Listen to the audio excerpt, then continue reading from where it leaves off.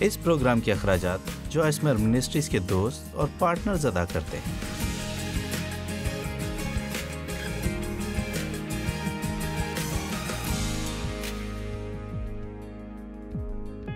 آج شام میں 3 تمثیلوں پر سکھاؤں گی جو دعا کے بارے میں ہیں۔ دعا حیران کن ہے۔ جب آپ اس کے بارے میں سوچتے ہیں تو یہ بے حد دلچسپ ہے۔ کائنات کا خدا جو کچھ بھی کر سکتا ہے ہمیں اپنے پاس آنے کی دعوت دیتا ہے کہ ہم جو چاہیں اس سے مانگیں، نہ صرف اپنے لیے بلکہ ہم دوسروں کے لیے بھی شفاعت کر سکتے ہیں، اوروں کے لیے رکھنوں میں کھڑے ہو سکتے ہیں، وہ جو نہیں جانتے کہ اپنے لیے کیسے دعا کرنی ہے۔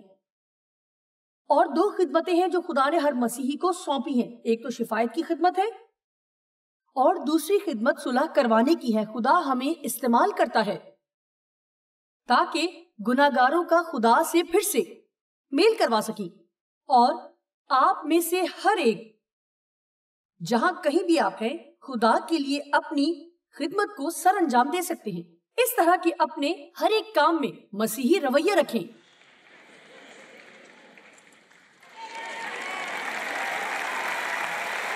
آمین۔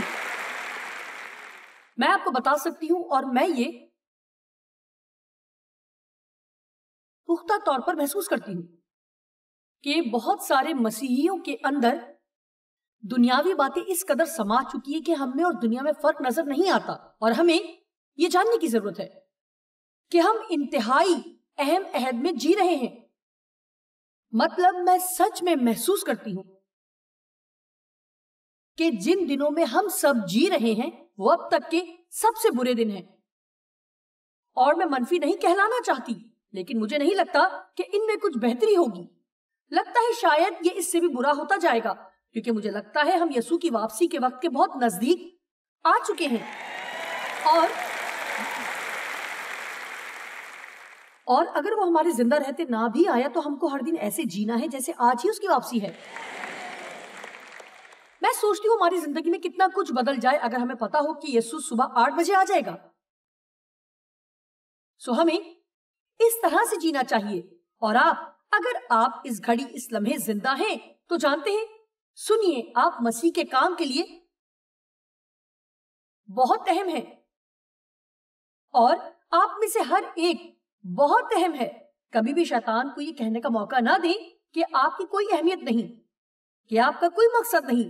جانتے ہیں آپ میں سے ہر ایک بہت اہم ہے، اور آپ اپنے اسکول میں، اپنے پڑوس میں، جب آپ بازار کے اندر ہوتے ہیں تو خوش ہیں، کام پہ ہوتے ہوئے بھی خوش ہیں، اور پر اطمینان ہیں اور پر امن ہیں، لوگوں سے اچھا برتاؤ کرتے ہیں۔ تو آپ حیران ہو جائیں گے کہ لوگ کتنی شدت سے جاننا چاہیں گے کہ آخر آپ اس طرح کے کیوں ہیں، اور جب انہوں نے آپ سے اس بارے میں سوال کرنے شروع کیے تو آپ کو یہ احساس نہیں ہوگا کہ آپ ان میں یسوع کی منادی کر رہے ہیں جو اس کے بارے میں سننا نہیں چاہتے۔ سو آپ مسیح کے کام کے لیے اہم ہیں۔ ہم میں سے ہر ایک کے پاس صلح کرانے کی خدمت ہے، اور ہمارے پاس شفاعت کی خدمت ہے۔ ہمیں اوروں کے لیے دعا کرنی چاہیے۔ مجھے لگتا ہے دعا ایک اختیار ہے، یہ کوئی احسان نہیں ہے، یہ کچھ ایسا ہے جسے ہمیں خوشی سے کرنا چاہیے، اور مجھے لگتا ہے کہ بہت بار اسے مذہبی فریضے کے طور پر لیا جاتا ہے، جیسے کہ ہمیں لگتا ہے کہ یہ ہمارا فرض ہے اور ہمیں اسے ہر حال میں سر انجام دینا ہے۔ اور میرے دعائیہ اوقات میں صبح کا وقت ہے، اور وہی وقت میں خدا کے ساتھ گزارتی ہوں، لیکن مجھے لگتا ہے کہ ہمیں وہ سیکھنے کی ضرورت ہے جسے میں کہتی ہوں دن کی ہر بات دعا کے ساتھ۔ اور خدا نہ صرف ہمیں دعا کرنے کے لیے بلاتا ہے بلکہ وہ بتاتا ہے کہ ہمیں دلیری سے آنا اور ثابت قدم رہنا ہے۔ تصور کریں، دلیری سے آؤ کیونکہ میں تمہارے خیال سے بڑھ کر کرنے کی قدرت رکھتا ہوں۔ مانگو یا سوچو۔ خدا نہیں چاہتا کہ ہم چھوٹی چھوٹی چیزیں مانگیں، وہ چاہتا ہے کہ ہم وہ مانگیں کہ ہمارا دماغ جس کا تصور نہیں کر سکتا، اور نہ ہی ہم نے کبھی اس کے بارے میں سوچا ہوگا۔ جیسے کہ خداوند میرے لیے ایمان رکھنا مشکل ہے کہ تو میرے لیے ہی کرے گا، لیکن تو بھی میں مانگوں گی کیونکہ تو نے کہا ہے کہ تو میرے خیال سے بڑھ کر سکتا ہے۔ اور شاید آپ میں سے کچھ کو دعا میں ذرا دلیری اور قوت کی ضرورت ہے، اور آپ کو خدا سے کچھ بڑا مانگنے کی ضرورت ہے، اور یقیناً ہم اس کے لائق نہیں ہیں، ہم اس کے حقدار نہیں ہیں۔ کسی بھی طور خدا ہمارے لیے کچھ کرنے کا پابند نہیں، لیکن بڑی بات یہ ہے کہ خدا ہمیں اس لیے نہیں نوازتا کہ ہم اچھے ہیں، بلکہ اس لیے کہ وہ بھلا اور مہربان ہے۔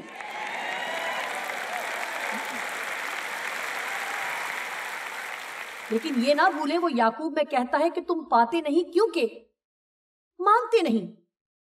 سو آپ میں خدا سے کچھ مانگنے والی دوا کو ہلانے کی ضرورت ہے۔ ٹھیک ہے، ثابت قدمی سے مانگنے کی تمثیل، لوکا 11:5 سے لے کر 13 آیت تک۔ پھر اس نے ان سے کہا، تم میں سے کون ایسا ہے جس کا ایک دوست ہو اور آدھی رات کو اس کے پاس جا کر اس سے کہے، اے دوست مجھے 3 روٹیاں دے، کیونکہ میرا ایک دوست سفر کر کے میرے پاس آیا ہے اور میرے پاس کچھ نہیں ہے کہ اس کے آگے رکھوں۔ اب میں نے اس سے بہت کچھ سیکھا اپنی خدمت اور منادی کے بارے میں۔ یہ ایسے ہے جیسے آپ میرے پاس مدد کے لیے آئیں، لیکن میرے پاس دینے کے لیے کچھ نہ ہو جب تک کہ میں اپنے دوست یسوع سے جا کے آپ کے لیے وہ نہیں مانگ لیتی جو مجھے آپ کو دینا ہے۔ اور ہم سب کو یہ سمجھنے کی ضرورت ہے کہ واقعتاً ہم میں کوئی قابلیت نہیں کہ ہم کسی کی مدد یا کسی کے لیے کچھ اچھا کر سکیں۔ اگر ہم مسلسل خدا کے پاس جا کر وہ سب کچھ نہیں مانگتے جو ہم اوروں کو بھی دینا چاہتے ہیں۔ آمین۔ جس لمحے آپ خود مختار بن جاتے اور سوچتے ہیں کہ یہ آپ نے خود کیا، وہ لمحہ آپ کو ناکامی، پریشانی اور ہار کا منہ دکھاتا ہے، اور وہ اندر سے جواب میں کہے، مجھے تکلیف نہ دے، اب دروازہ بند ہے اور میرے لڑکے میرے پاس بچھونے پر ہیں، میں اٹھ کر تجھے دے نہیں سکتا۔ میں تم سے کہتا ہوں اگرچہ وہ اس سبب سے کہ اس کا دوست ہے اٹھ کر اسے نہ دے، تو بھی اس کی بے حیائی کے سبب سے اٹھ کر جتنی درکار ہے وہ اسے دے گا۔ بے حیائی کے سبب سے جتنی درکار ہے وہ اسے دے گا۔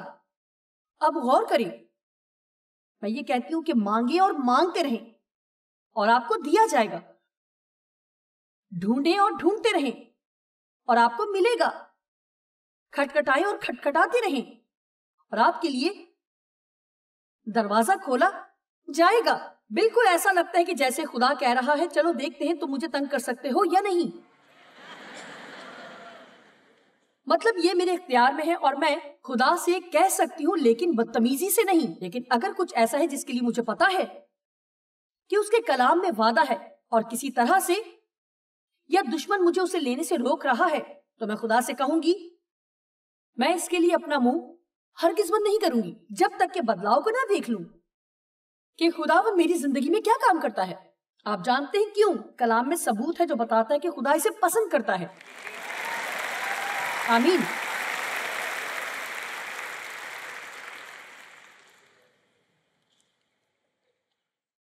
کیونکہ جو کوئی مانگتا ہے اسے ملتا ہے، اور جو ڈھونڈتا ہے وہ پاتا ہے، اور جو کھٹکھٹاتا ہے اس کے واسطے کھولا جائے گا۔ میں سوچتی ہوں آپ میں سے کتنوں نے کسی بات کے لیے دعا کرنا چھوڑ دیا ہے۔ شاید آپ نے 1 سال پہلے اس کے لیے دعا کی ہو اور کچھ نہ ہوا، اور پھر آپ نے بس سوچا کہ کچھ نہیں ہوگا اور آپ کسی اور طرف نکل گئے۔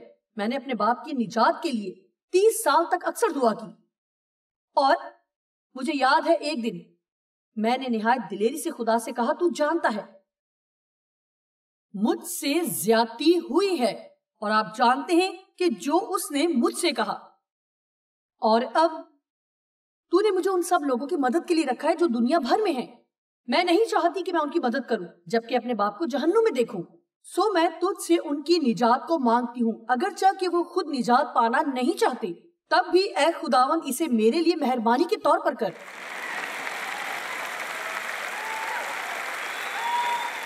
اور آپ جانتے ہیں وہ 83 برس اور کچھ کے تھے جب انہوں نے یسوع کو قبول کیا، لیکن وہ بدل چکے تھے۔ میں نے اپنے باپ کو بپتسمہ دیا جس نے میرے ساتھ زیادتی کی تھی، اور 3 سال کے بعد ان کی وفات ہوئی۔ ان کی زندگی کبھی اچھی نہیں تھی، وجہ ان کے جینے کا انداز تھا. میں آپ کو بتا رہی ہوں، ہار مت مانی، ہار مت مانی. اگر یہ کچھ ایسا ہے جس کے لیے آپ واقعی یقین رکھتے ہیں کہ خدا نے آپ کے دل میں ڈالا ہے یا کلام میں لکھا ہے، تو ہار نہ مانے. اب آپ شریک جنگ ہونا نہیں چاہتے یا قرض خواہ جیسا رویہ نہیں رکھنا چاہتے، لیکن یہ غلط نہیں ہے کہ خدا سے صرف یہ کہنا کہ یہ تیرے کلام میں لکھا ہے، یہ تیرا وعدہ ہے اور میں تیرا پیچھا نہیں چھوڑوں گی. سمجھیے، بیٹھ کر اپنے بچوں کے دوزخ میں جانے کا تماشا نہ دیکھیں. نظر رکھیں، دلیر ہو اور خدا سے کہیں یہ میرے بچے ہیں، میں ان کے دوزخ میں جانے کا تماشا نہیں دیکھوں گی. شیطان انہیں نہیں لے جا پائے گا. اور خدا میں تب تک تجھے تنگ کرتی رہوں گی جب تک ان کی زندگی میں بدلاؤ نہ دیکھ لوں. سنیے، کیا آپ جانتے ہیں کہ ثابت قدم لوگوں کو خدا عزیز رکھتا ہے؟ آج رات کے اس پیغام کو میں نے خود کو جاننے کا نام دیا ہے، کیونکہ اپنے دعا کرنے کے انداز سے آپ اپنے بارے میں بہت کچھ جان سکتے ہیں. اور خود کو جاننا اہم ترین باتوں میں سے ایک ہے. خود سے اپنے بارے میں دردناک حد تک سچائی کو بیان کرنا سیکھیں، کیونکہ آپ جان سکتے ہیں کہ آپ کے ساتھ کوئی نہ کوئی مسئلہ ہے. میں آپ سے کہوں گی تو بھی آپ بے الزام ٹھہریں گے. خدا ہم پر الزام لگانے کے لیے ہماری زندگی کے مسئلوں کا پردہ فاش نہیں کرتا، ایسا شیطان کرتا ہے، لیکن وہ ہمیں مجرم ٹھہراتا ہے اور وہ چاہتا ہے کہ ہم وہ سب اپنا لیں اور اسے مان لیں. سو یہاں میں ایک سوال پوچھنا چاہتی ہوں،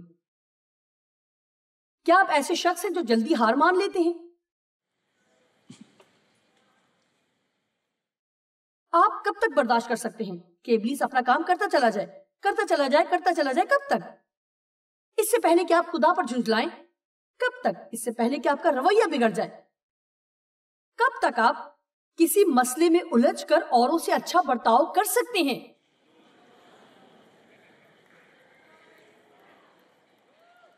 سمجھیے. آمین. یہ بہت دلچسپ ہے. ہم اپنی 40 سال سے گناہ سے بھری زندگی گزارتے ہیں اور سب غلط کرتے ہیں، غلط. پھر آپ مسیحی ہو جاتے ہیں اور آپ سوچتے ہیں کہ میں نے چند چیزیں ٹھیک کی ہیں تو سب کچھ ٹھیک ہو جانا چاہیے. میں آپ کو بتانا چاہتی ہوں کہ آپ کو تیار ہونا ہے کہ بار بار صحیح کام کریں، بار.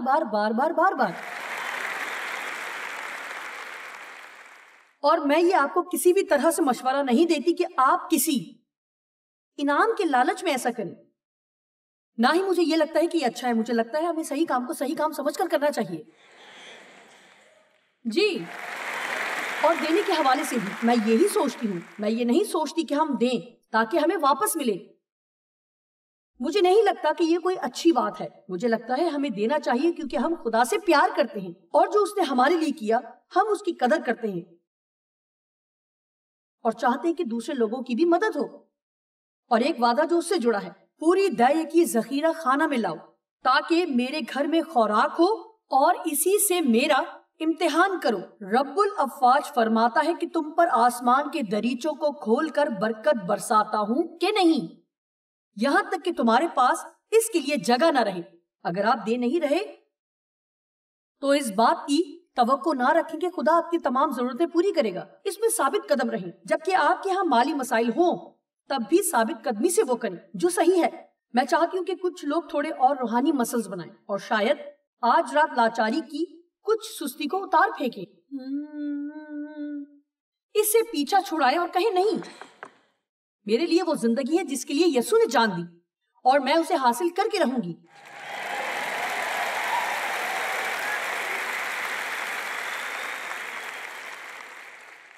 تم میں سے ایسا کون سا باپ ہے کہ جب اس کا بیٹا روٹی مانگے تو اسے پتھر دے، یا مچھلی مانگے تو مچھلی کے بدلے اسے سانپ دے، یا انڈا مانگے تو اس کو بچھو دے؟ پس جب تم برے ہو کر اپنے بچوں کو اچھی چیزیں دینا جانتے ہو تو آسمانی باپ اپنے مانگنے والوں کو روح القدس کیوں نہ دے گا؟ غور کرتے ہیں کہ وہ کیا کہتا ہے کہ پاک روح ان کو دے گا جو اس سے مانگتے اور مانگتے جاتے ہیں. اب ہم سب اپنی آنکھیں دعا کے متعلق کھلی رکھیں گے، کیونکہ میں سمجھتی ہوں کہ بہت بار ہم غلط دعا کرتے ہیں. ہم دعا کرتے ہیں کہ ہمارے مسئلے نہ رہیں، اس کے لیے آپ چاہے کچھ بھی کر لیں، اور میں بھی کرتی ہوں، لیکن آپ کو بائبل میں اس سے متعلق ایسی کوئی دعا نہیں ملے گی جو یہ سکھاتی ہے. اور اب میں آپ کو بتاؤں، میں نے بغور مطالعہ کی اور پولوس رسول کی دعاؤں پر منادی کی. افسیوں 1 میں، افسیوں 3 میں، فلپیوں 1 میں اور کلسیوں 1 میں، اور آپ کو ایک بھی دعا نہیں ملے گی جس میں اس نے کسی کے حالات سے رہائی کے لیے دعا کی ہو. جانتے ہیں اس نے دعا کی کہ وہ صبر سے آنے والے حالات کو برداشت کرے. سو آپ کتنی بار یہ دعا کرتے ہیں، اچھا خدا میں چاہتی ہوں کہ مسئلہ ٹل جائے، لیکن جب تک تیرا وقت اچھا نہیں آتا میری مدد کر کے لوگوں کے ساتھ اچھا رویہ رکھ سکوں، مجھے سنبھال کے مجھ میں کڑواہٹ نہ آئے، مدد کر کے کسی کو الزام نہ دوں، مدد کر کے اوروں سے حسد نہ کروں جو کسی مسئلے کا شکار نہیں ہیں. آپ میں سے کتنے میرے ساتھ متفق ہیں اور سمجھ رہے ہیں؟ دیکھیں واقعی خدا اس سے بڑھ کر کے ہم سب کچھ کر پائیں یہ چاہتا ہے کہ ہماری زندگی میں توازن ہو، ہم حالات سے ڈاما ڈول نہ ہوں، لیکن یسوع کی طرح یکساں مزاج رکھیں. اور آپ کے گھرانے میں یہ آپ کی سب سے بڑی گواہی ہوگی، اور جو لوگ آپ کے آس پاس ہیں ان میں بھی آپ کی سب سے بڑی گواہی ہوگی. سچ کہوں تو مجھے لگتا ہے آپ ہر روز بنا منہ کھولے منادی کر سکتے ہیں.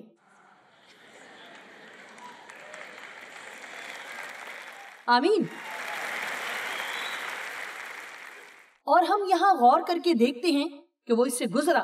مانگو اور مانگتے جاؤ، ڈھونڈو اور ڈھونڈتے جاؤ، کھٹکھٹاؤ اور کھٹکھٹاتے جاؤ. اور پھر جو مثال وہ دیتے ہیں کہ ہمیں پاک روح کو زیادہ مانگنا ہے. چلیں اب 1 منٹ کے لیے پاک روح کی بات کرتے ہیں، کیونکہ سب سے پہلے تو وہ ہمارا دعائیہ مددگار ہے. وہ ہمیں سکھاتا ہے کہ دعا کیسے کریں. جب ہم نہیں جانتے کہ کیا دعا کریں وہ ہمارا شفایت کرنے والا ہے. وہ خدا کے سامنے کھڑا ہوتا ہے اور ہمارے لیے شفایت کرتا ہے. ہر ایک کے پاس جو نئے سرے سے پیدا ہوا پاک روح موجود ہے، لیکن بائبل اس سے بھرنے اور اس کے بپتسمہ کے بارے میں بتاتی ہے.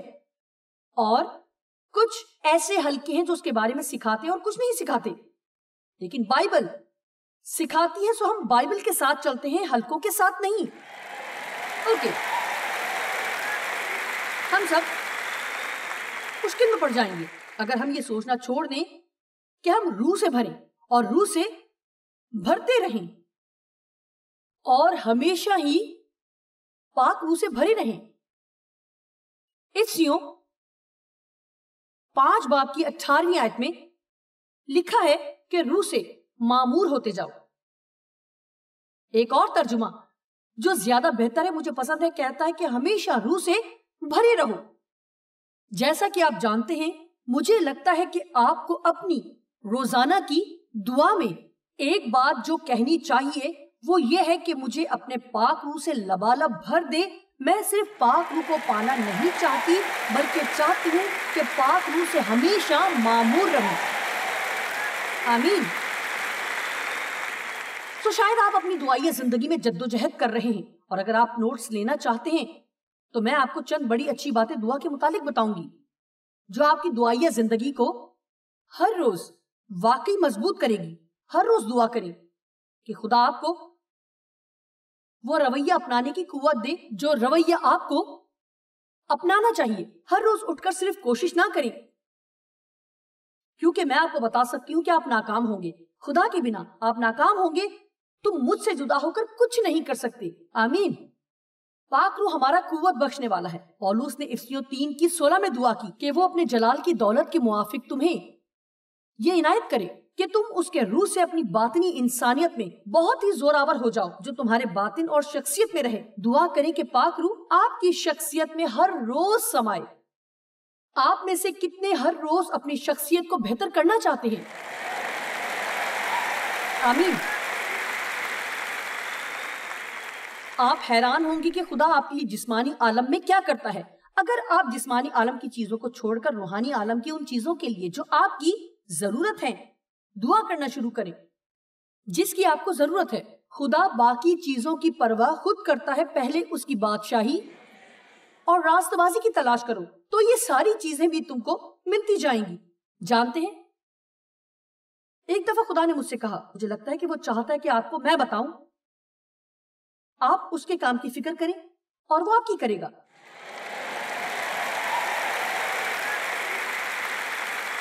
آپ اس کے لوگوں کی فکر کریں، وہ آپ کی کرے گا. میں پھر سے کہوں گی، آپ خدا کے کام کو دیکھیں جو کہ لوگ ہیں. آپ لوگوں کی فکر کریں، خدا ہمیشہ آپ کی فکر کرے گا. وہ ہمیشہ آپ کی فکر کرے گا اور ہمیشہ ہی آپ کی ضرورتوں کی فکر کرے گا. کیا آپ اپنی فکر کرنے سے اکتا نہیں چاہتے؟ میرا مطلب واقعی آپ میں سے کچھ ضرورتوں کے پیچھے بھاگنے سے بیزار ہو چکے ہیں. اے پیارے بھائیوں، میں پولوس کی طرح بات کروں گی. اسے سمجھیے، اگر آپ وہ کر رہے ہیں جو خدا چاہتا ہے کہ آپ کریں تو آپ کو وہ سب کچھ مہیا کرے گا جو آپ کے لیے صحیح ہے. اگر خدا نہیں چاہتا کہ وہ آپ پائیں تو پھر آپ کیوں چاہتے ہیں؟ کیونکہ یہ آپ کو خوشی نہیں دے گا.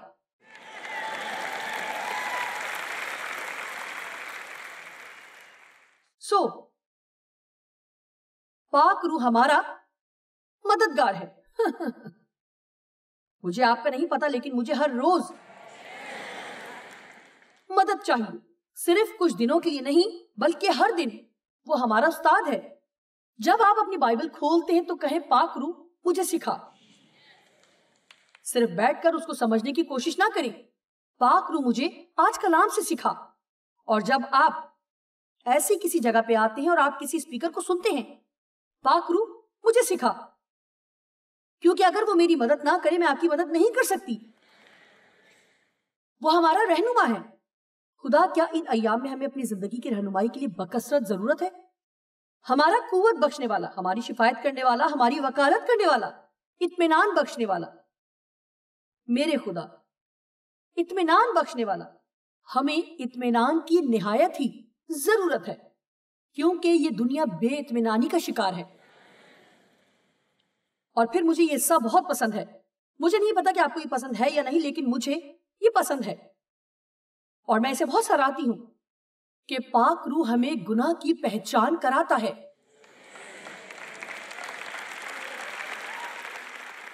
میرا مطلب مجھے یہ بہت عزیز ہے کہ خدا مجھے خبردار کرتا ہے.